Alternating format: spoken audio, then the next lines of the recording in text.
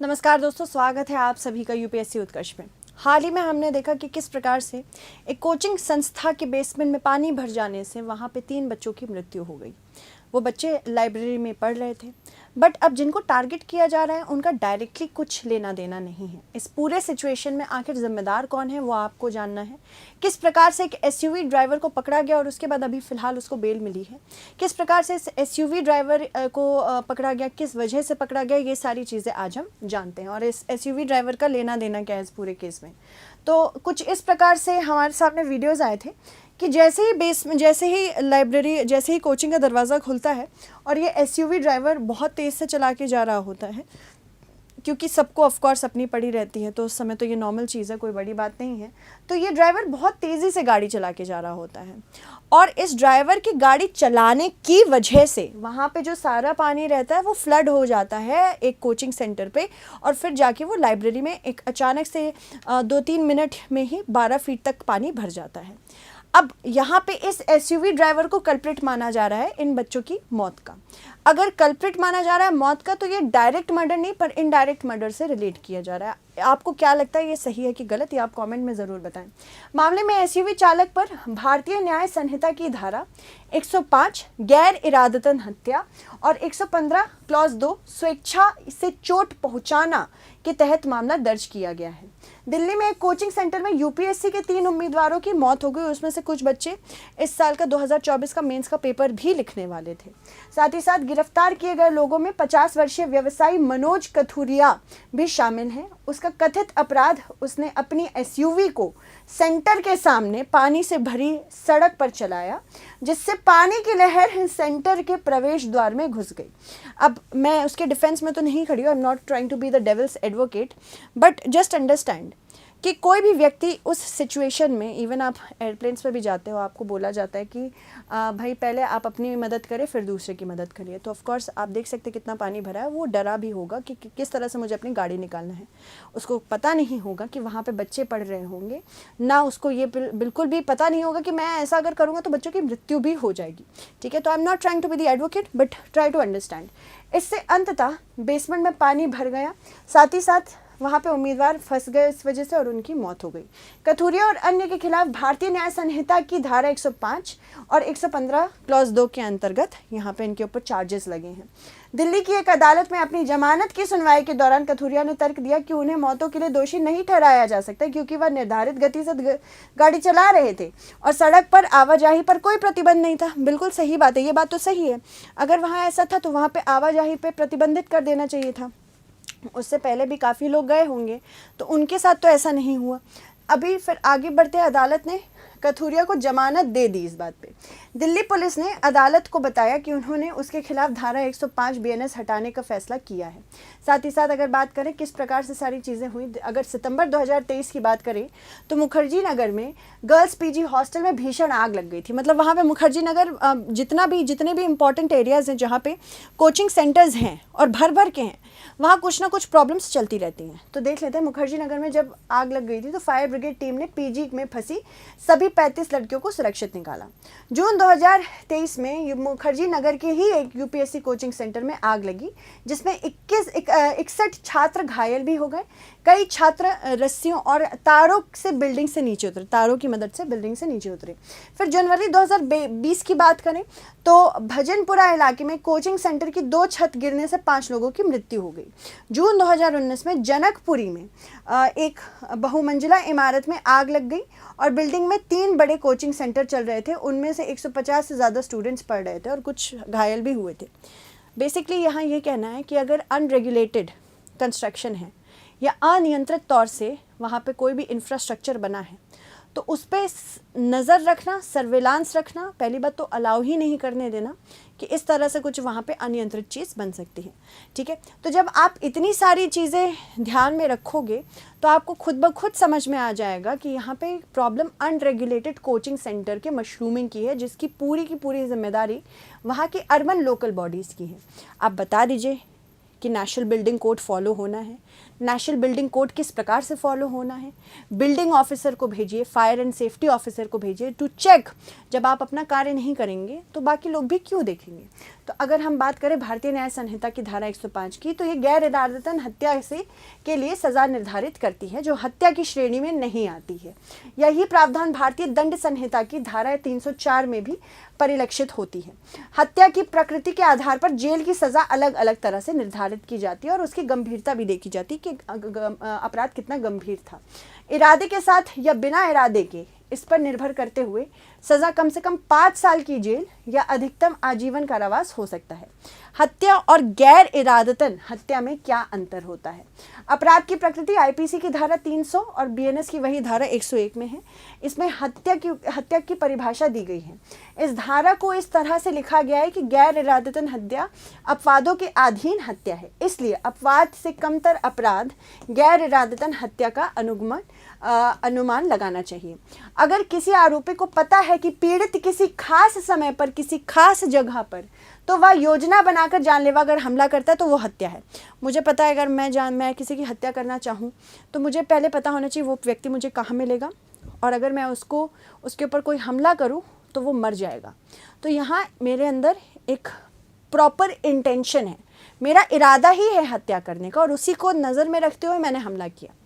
अगर मैं कुछ ऐसा कार्य कर रही हूँ, मेरा गोल कुछ और है, मान लो मैं एसयूवी ड्राइवर हूँ, मेरा गोल है कि मुझे यहाँ से जल्द निकलना है, मेरी गाड़ी ख़राब ना हो, और ऐसा निकलना है कि किसी को प्रॉब्लम भी ना हो, मतलब मेरे आसपास जितने लोग हैं उनको मैं इंजर ना करूँ, चोट ना पहुँचाऊँ, पर उस कार्य की वजह से कहीं और बेसमेंट में पानी भर जाता तो वो गैर इरादतन हत्या में आएगा। बिना किसी पूर्व चिंतन के यदि कोई अभियुक्ति आत्मरक्षा में या फिर किसी अन्य कारण से पीड़ित पर घातक प्रवाह करता है तो यह गैर इरादतन हत्या के बराबर होता है। लोगों पर आमतौर पर गैर इरादतन हत्या का मामला दर्ज किया जाता है जब मानव निर्मित आपदाओं, उल्लंघनों की अनदेखी या फिर अधिकारियों का निष्क्रियता के कारण मौतें होती हैं। इन लोगों पर संदेह है कि वे पर्यवेक्षक की भूमिका या जिम्मेदार पद पर हैं और माना जाता है कि उनके कार्यों के कारण मौतें टल गईं।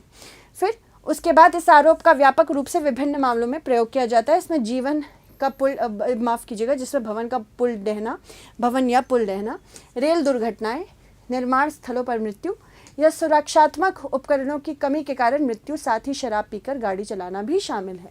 हालांकि इन्हें लापरवाही के कारण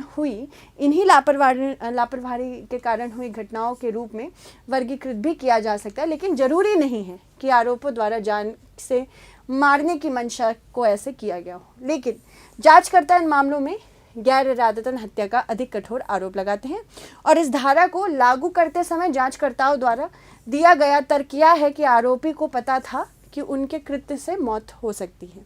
हाल के मामलों में यह धारा उन लोगों के खिलाफ लगाई जा रही है जो कथित तौर पर उस बड़े होर्डिंग को लगाने के लिए जिम्मेदार थे। एक पर्टिकुलर जगह पे होर्डिंग भी गिरी थी महाराष्ट्र में, तो वहाँ पे भी जो होर्डिंग गिरी थी, जिन्होंने वो होर्डिंग लगाई थी ये जानते हुए कि एक समय के बाद ऐसा हो सकता है ये होर्डिंग गिरे, कुछ लोगों की मृत्यु हो जाए, तो उनके ऊपर लगा था। जो 13 मई को मुंबई में एक पेट्रोल पंप पर गिर गया था जिससे 17 लोगों की मौत हो गई थी और 80 से अधिक लोग घायल हो गए थे। 2019 में सूरत में एक कोचिंग सेंटर में आग लगने की घटना में जहां 22 छात्रों की मौत हो गई, प्रबंधक और भवन मालिकों के खिलाफ यहाँ पे आरोप लगाए गए थे।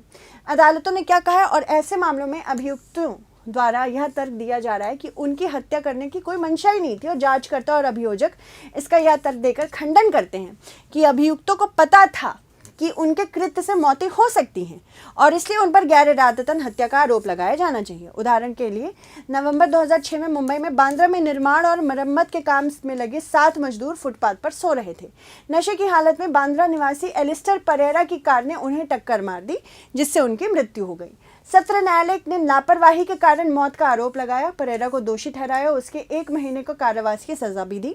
बॉम्बे हाईकोर्ट ने आदेश को खारिज कर दिया और उसे 304 आईपीसी के तहत दोषी ठहराया और उसे जुर्माने के साथ 3 साल की जेल भेजी। सुप्रीम कोर्ट ने हाईकोर्ट के आदेश को बरकरार रखा। दिल्ली में 1997 में उपहार सिनेमा में आग लग गई जिसमें 59 लोगों की मृत्यु हो गई और उपहार त्रासदी से पीड़ितों के संघ ने धारा 304 के तहत आरोपियों के खिलाफ फिर से मुकदमा चलाने की मांग की थी। उपहार सिनेमा में क्या हुआ था कि सिनेमा हॉल में जितने लोग बैठे थे वो टिकट वाले थे अब डर था उस समय कि कहीं ऐसे लोग भी ना चले जाएं जिनके पास टिकट ना हो। इसकी वजह से बाहर लॉक्स लगा दिए गए। तो जब वहाँ पे आग लगी, वहाँ से लोग भाग नहीं पाए थे उस मूवी के दौरान। हालांकि सुप्रीम कोर्ट ने लाइसेंसधारी सुशील अंसल और गोपाल अंसल, अंसल बहुत बड़ा नाम था, अंसल हॉल था वो पूरा, के खिलाफ लापरवाही का आरोप बरकरार रखा। दिल्ली हाईकोर्ट की सख्त टिप्पणी के बारे में देखते हैं। तो किसी एक की जिम्मेदारी तय होनी चाहिए, ये कहा है, या बुनियादी ढांचे का टूटना है। दुर्भाग्य से कई अधिकारी एक दूसरे पर आरोप लगा रहे हैं, जिसको हम ब्लेम शिफ्टिंग कहते हैं, टोपी शिफ्टिंग भी कहते हैं, कि यहाँ पे किसी के पास जवाबदेही नहीं है। कौन आखिर उन बच्चों की हत्या का जिम्मेदार है? क्या वो कोचिंग सेंटर है, या ऐसे बहुत सारे कोचिंग सेंटर हैं जो बेसमेंट में ही क्लास या लाइब्रेरी चलाते हैं? ठीक है, क्या सिर्फ एक कोचिंग सेंटर है या पूरी कोचिंग इंडस्ट्री ही है? क्या सारे टीचर्स ही इसमें मिले हुए हैं उन बच्चों की हत्या करने में? क्या एमसीडी जिम्मेदार है, जिसका वहाँ पे बुनियादी ढांचे को बरकरार रखना और साथ ही साथ देखना कि बुनियादी ढांचे जो हैं वो सही प्रकार से बने हैं कि नहीं बने हैं? क्या नेशनल बिल्डिंग कोड और सेफ्टी ऑफिसर्स की वहाँ कोई जिम्मेदारी नहीं थी जस्ट जाके चेक करने की? अगर मान लीजिए वहाँ इलीगल तरीके से कार्य हो भी रहा था। 1 महीने पहले एक बच्चा था, उसका नाम मुझे याद नहीं, बट मुझे सरनेम याद है, कुशवाहा नाम था उसका सरनेम का, और उसे जून में लिखा था प्राइम मिनिस्टर्स ऑफिस में ये चिट्ठी गई है कि ऐसा ऐसा हो रहा है। ऐसी एक कोचिंग नहीं, बहुत सारी कोचिंग्स हैं जो कि इलीगली बहुत सारे कंस्ट्रक्शंस करके वहाँ पे कार्य कर रही हैं। पर फिर भी 1 महीना हो गया, उसके ऊपर कोई भी कार्रवाई नहीं हुई। तो जब आपका काम है ये देखना कि आपके पास इसके लिए शिकायत भी आई है, आपने काम देखा नहीं, तो क्या आप कलेक्टिवली पूरी इंडस्ट्री को ऐसे गाली दे सकते हैं? आप खुद समझने की कोशिश करिए। यहाँ पे चीफ सेक्रेटरी का एक इंटरव्यू आता है जिसमें वो ठीक से बात करने तक के लिए तैयार नहीं है, मुख्य सचिव भी ठीक से बात करने के तक के लिए तैयार नहीं है रिपोर्टर से, और उनका कोट अनकोट कहना था, पंगा क्यों ले रहे हो? तो यहाँ पे जिनकी जिम्मेदारी है, अगर आप उनको जवाबदेही उनके ऊपर नहीं सेट करेंगे तो यही होगा। बस ब्लेम शिफ्टिंग है, ये नहीं ये टारगेट होना चाहिए, ये नहीं ये टारगेट होना चाहिए। क्या वहाँ पे मकान मालिक सारे टारगेट बनते चले जा रहे हैं? क्या दिक्कत क्या है असली, वो कोई समझ नहीं पा रहा है। दिक्कत क्या है कि यहाँ पे अनियंत्रित तौर से जब भी कंस्ट्रक्शन होगा, जब भी आप एक किसी सेक्टर को बहुत ग्लैमराइज कर देंगे, तो यही सब होगा। चलिए आगे बढ़ते हैं। आज अगर आप किसी एमसीडी अधिकारियों से नालियों की योजना बनाने के लिए कहेंगे तो वो ऐसे नहीं कर पाएंगे। उन्हें यह भी नहीं पता कि नालियाँ हैं कहाँ, सब कुछ अव्यवस्थित है। ये दिल्ली हाईकोर्ट ने कहा है, मैं नहीं कह रही हूँ। ऐसी इमारतों के साथ आप प्रकृति से लड़ सकते हैं तो आप गलत हैं। आप कैसे शहर चला रहे हैं? एक दिन आप सूखे की शिकायत करते हैं, अगले दिन बाढ़ आ जाती है। आपकी सिविक बॉडी दिवालिया हो चुकी है। अगर आपके पास वेतन देने के लिए पैसे ही नहीं है तो आप इंफ्रास्ट्रक्चर को कैसे अपग्रेड करेंगे? आप मुफ्तखोरी कल्चर चाहते हैं। आप पैसा नहीं जुटा पा रहे हैं, इसलिए खर्च भी नहीं कर रहे हैं। इस शहर की बुनियादी संरचना और वर्तमान जरूरतों के बीच में बड़ा अंतर है। आप मल्टी स्टोरी बिल्डिंग को परमिशन दे रहे हैं, लेकिन कोई ड्रेनेज सिस्टम ही नहीं है। ड्रेनेज सिस्टम तो है ही नहीं। मतलब जितना आप सड़क रोड ये सब बना रहे हो, उसके साथ साथ नालियाँ भी बनानी पड़ेगी, नहीं तो पानी सीप होके जाएगा कहाँ? ये तो सिंपल सी अंडरस्टैंडिंग है। मैं गई थी फतेहपुर सीकरी कुछ समय पहले, और मैंने वहाँ पे उनके मतलब फोर्ट में ड्रेनेज सिस्टम जो देखा, आज वैसा ड्रेनेज सिस्टम कहीं एग्जिस्ट ही नहीं करता है। आपने हिस्टोरिकल कल्चर से क्या सीखा? उनके पूरे जो बोल सकते हैं जिनको हम वरांदा कहते हैं, उस पूरे वरांदा में मैंने देखा कि अगर पानी भर गया तो वो जाएगा कहाँ? वहाँ पे बहुत सुंदर सुंदर छोटी छोटी नालियाँ बना के रखी हैं और एक्चुअली पानी वहाँ से जाता, तो वो करके भी दिखाया था वहाँ पे किस प्रकार से पानी जाता है। तो ड्रेनेज सिस्टम का कोई कल्चर ही नहीं है दिल्ली में। दिल्ली क्या जितनी भी इंपॉर्टेंट सिटीज़ बन रही हैं, नालियों को तो भाव ही नहीं दिया जा रहा है, जैसे कभी बारिश होगी ही नहीं। ठीक है, तो यहाँ पे प्रॉब्लम्स हैं। चलो देखते हैं, निम्न कथनों पर विचार करते हैं। भारतीय न्याय संहिता की धारा 105 गैर इरादतन हत्या के लिए सजा निर्धारित करती है। अपराध की प्रकृति आईपीसी की धारा 300 में पाई जाती है, जो हत्या को परिभाषित करती है। आपको बताना है इनमें से कौन सा कथन सत्य है। ठीक है, सो आई होप आपको आज की क्लास अच्छी लगी हो, थोड़ी क्लैरिटी आई हो आपके दिमाग में। ऐसे ही क्लासेस चलती रहेंगी। धन्यवाद।